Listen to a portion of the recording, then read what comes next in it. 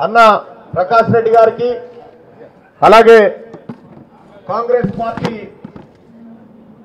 రాష్ట్ర నాయకులు సమ్మన్న గారికి, అలాగే పరకాల ఎంపీపీ స్వర్ణలత గారికి, అలాగే మండల పార్టీ అధ్యక్షులు దేవేందర్ రెడ్డి గారికి, అలాగే కోయడ శ్రీన్ గారు టౌన్ అధ్యక్షులు, నడికుడ బుర్రా దేవేందర్ గౌడ్ గారు, ఆత్మకూరు కమలాపురం రమేష్ గారు, జెడ్పీటీసీ కక్కెర్ల రాధికా రాజు గారు, ఎంపీపీ సుమలత గారు, దామెర అధ్యక్షులు, బూత్ లెవెల్లో పనిచేసినటువంటి కన్వీనర్లు,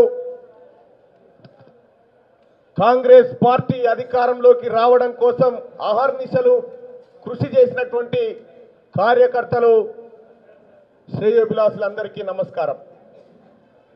ఒకప్పుడు సంఘ మండలం రాలేదు, రారా అదే ఏముంది దాన్న మాధవరెడ్డి అన్న రాయే రాలే రైట్. మరి వస్తే మన నా దగ్గర పేరు వచ్చేది, కాకపోతే ఏదో పని ఉండి రానట్టుండు. సరే, పోయినసారి నేను ఇక్కడ పాదయాత్ర చేసుకుంటూ ఈ పరకాల నియోజకవర్గానికి వస్తే కనీసం మా టీముకు పడుకోవడానికి ఒక ఫంక్షన్ హాల్ లేకుండా గతంలో ఉన్నటువంటి ఎమ్మెల్యే గారు చేసిరు. మీ అందరికి తెలుసు. అది ఒక స్కూల్లో చిన్న అర్రలో సేదతీరినాం మేమంతా. పాదయాత్ర చేసుకుంటూ పట్టభద్రుల ఎమ్మెల్సీ ఎన్నికల్లో భాగంగా పరకాలకు వచ్చినప్పుడు అనేక నిర్బంధాల మధ్య ఇబ్బంది పెట్టిరు. ఆ రోజు ఎంతో మంది కాంగ్రెస్ పార్టీ కార్యకర్తలు, అభిమానులు, ఇవాళ తీన్మార్ మల్లన్నకు సంబంధించినటువంటి, నువ్వు అట కూర్చో పెద్దాయన, నువ్వు అట కూర్చో, నిలబడే ఏజ్ అయిపోయింది నీది. మీరు కూడా కొద్దిగా ఎవరికి డిస్టర్బ్ కాకుండా కూర్చోండి. ఆ రోజు పట్టభద్రుల ఎమ్మెల్సీ ఎన్నికల్లో నేను ఇండిపెండెంట్ అభ్యర్థిగా పోటీ చేసినప్పుడు నా క్రమ సంఖ్య 39వ నెంబర్ ఉండే. మీరంతా ఆదరించి తీన్మార్ మల్లన్న మా బిడ్డ ప్రశ్నించే గొంతు అని చెప్పి గతంలో నా పైన పోటీ చేసినటువంటి పల్లా రాజేశ్వర రెడ్డి కానీ, అలాగే బీఆర్ఎస్ పార్టీ కానీ 7 చెరువుల నీళ్లు దాపించారు మీరందరు కలిసి. ఇవాళ పరకాల గడ్డ మీద కాంగ్రెస్ పార్టీ జెండా ఎగరడానికి, కాంగ్రెస్ కార్యకర్త తల ఎత్తుకొని తిరగడానికి కారణం మీ కష్టం, మీ శ్రమ, మీ చెమట అని చెప్పి మీ అందరికి తెలియజేస్తా ఉన్నా. ఇవాళ తెలంగాణ రాష్ట్రంలో కాంగ్రెస్ అధికారంలోకి వచ్చిందంటే అది కాంగ్రెస్ పార్టీ కార్యకర్తల కృషి, మీ నాయకుల కృషి. మీరందరూ 10 సంవత్సరాల పాటు అణిచివేతకు గురై ఏం తిన్నారో ఏం చేసిరో కానీ అనేక కష్ట నష్టాలు కోర్చుకొని పనిచేసి ఇవాళ కాంగ్రెస్ పార్టీని రాష్ట్రంలో అధికారంలోకి తీసుకొచ్చినందుకు గౌరవ ముఖ్యమంత్రి గారు రేవంత్ రెడ్డి గారు మన బిడ్డ మన కోసం అక్కడ ముఖ్యమంత్రి ఆస్థానంలో కూర్చున్నందుకు, మీరంతా కలిసి కూర్చోబెట్టినందుకు కాంగ్రెస్ పార్టీ కార్యకర్తలారా మీ కాళ్ళు కడిగి నెత్తిల తల్లుకున్న మీ రుణం తీరదని చెప్పి తెలియజేస్తా ఉన్నాం. ఇంకంతేకాదు, రాబోయేటువంటి రోజుల్లో ఇందిరమ్మ రాజ్యం ఎట్లా ఉంటుంది, ఇందిరమ్మ రాజ్యంలో మన బతుకులు ఎట్లా మార్చుకోబోతా ఉన్నాం అనేటువంటి విషయాన్ని కూడా మీకు ఎమ్మెల్యే గారు మంచి నాయకుడు ఉన్నాడు, అనుభవజ్ఞుడైనటువంటి సీనియర్ నేత, మీ అదృష్టం కొద్ది ఇక్కడికి రావడం జరిగింది. ఆయనే ఉన్న తర్వాత ఏ కార్యకర్త కూడా కష్టం రానివాడు. ఈ దేవుడి ప్రకాశన తరఫున మేమందరం చెప్తున్నటువంటి గ్యారంటీ మాట ఇది. ఇక ప్రత్యేకమైనటువంటి పరిస్థితిలో ఇవాళ కాంగ్రెస్ పార్టీ కార్యకర్తలను అన్న ఆదేశాల మేరకు ఇక్కడికి రావడం జరిగింది. ఎందుకు? ఒకటే మాట, కాంగ్రెస్ పార్టీ పట్టభద్రుల ఎమ్మెల్సీ ఎన్నికల్లో జెండా ఎగరేయాలి. గౌరవ ముఖ్యమంత్రి రేవంత్ రెడ్డి గారు సెక్రటేరియట్ లో మల్లన్న అర్జెంటుగా గ్రాడ్యుయేట్ ఎమ్మెల్సీ పని ప్రారంభించండి, మన కార్యకర్తలకు చెప్పండి, ఓట్లు ఎన్రోల్ చేయమని చెప్పండి, మన నాయకత్వానికి చెప్పండి, మన లీడర్లందరికీ చెప్పండి, ఓట్లు ఖచ్చితంగా ఎన్రోల్ చేయాలి. పట్టభద్రుల ఎమ్మెల్సీ ఎన్నికల్లో 1,00,000 మెజార్టీతోని మల్లన్న ఖచ్చితంగా కాంగ్రెస్ పార్టీ గెలవాలనే మాట చెప్పిండు. అందులో భాగంగానే ఇవాళ అన్నగారి సమయం తీసుకోవడం జరిగింది. ఇవాళ అందులో భాగంగా మనమంతా ఇక్కడికి వచ్చినాం. పట్టభద్రుల ఎమ్మెల్సీ ఎన్నిక మండలిలో, అసెంబ్లీలో అంటే మన టైగర్ ఎట్లయినా ఉన్నాడు, రేవంత్ రెడ్డి గారు. మరి మండల్లో కూడా ఉండాలి కదా ఒకరు, అక్కడ చాలామంది వాళ్ళని కూడా దులిపెట్టేవాళ్ళు ఒకరు ఉండాలి కదా.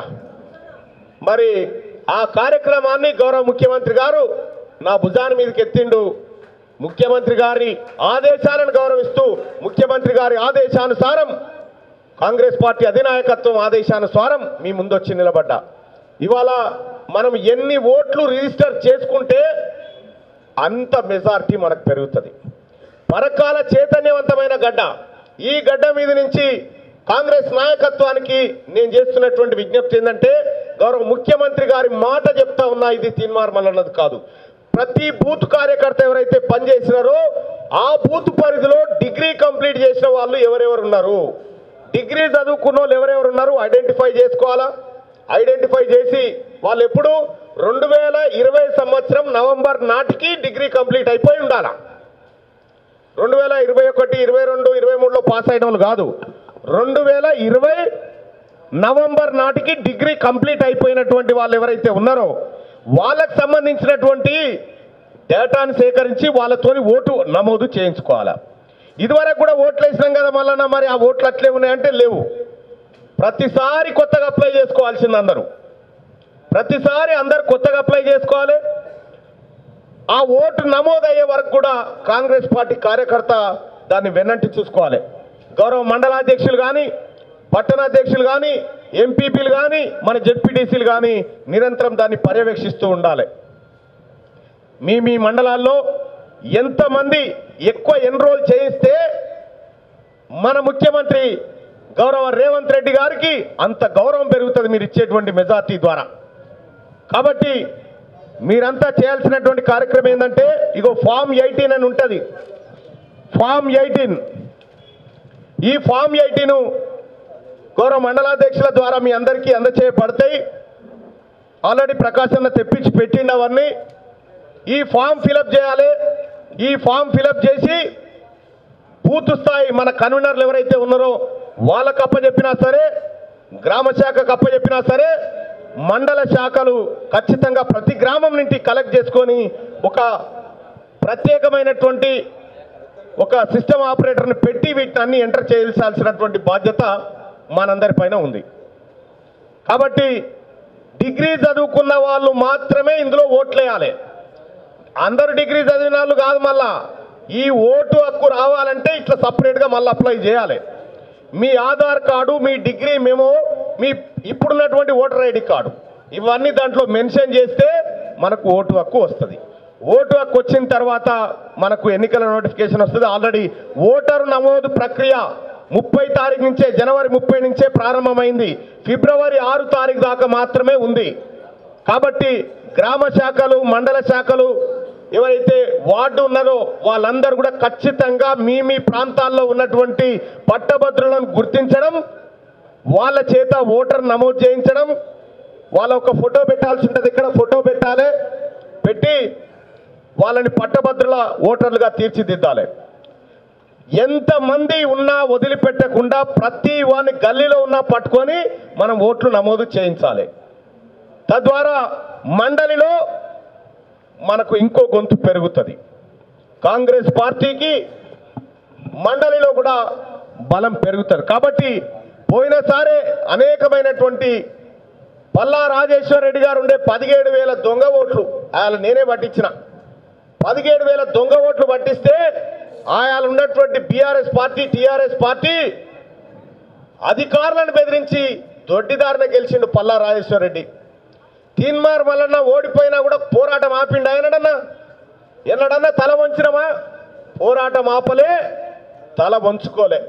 ఇలా కాంగ్రెస్ పార్టీ కార్యకర్తలకు, నాయకత్వానికి మేము అంతా చెప్తున్నది ఒకటే మాట, అన్నా తీన్మార్ మల్లన్న మీ బిడ్డ ఎన్ని కష్టాలు ఎదురైనా కొట్లాడిండు, ఎన్ని దాడులు జరిగినా 70 రోజులు 100 రోజులు జైల్లో పెట్టిండు, 72 కేసులు పెట్టినా కూడా చెడవకుండా తడవకుండా కాంగ్రెస్ పార్టీని ఈ రాష్ట్రంలో అధికారంలోకి తేవడానికి కార్యకర్తగా సోనియా గాంధీ తల్లి రుణం తీర్చుకోవడానికి తీన్మార్ మల్లన్నగా నేను చేసిన ప్రయత్నం మీ అందరికీ తెలుసు.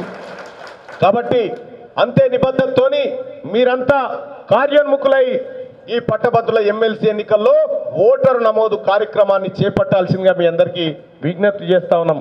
ఇది గౌరవ ముఖ్యమంత్రి రేవంత్ రెడ్డి గారు మీకు చెప్పమని చెప్పినటువంటి మాట. ఖచ్చితంగా రేవంత్ రెడ్డి గారి నాయకత్వంలో ఈ రాష్ట్రం అభివృద్ధి దిశగా పోతుంది. ఖచ్చితంగా ఇందిరమ్మ రాజ్యంలో పరకాల ఆత్మగౌరవం మరింత ఎత్తుకెదుగుతుందని చెప్పి రేవూరి ప్రకాష్ రెడ్డి అన్న నాయకత్వంలో నేను విశ్వసిస్తా ఉన్నా. అర్థమైంది కదన్నా? ఇంకేమైనా ఇబ్బంది ఉందా? ఏ వట్టిదే కాగితం మీద రాస్తే అయిపోయారు.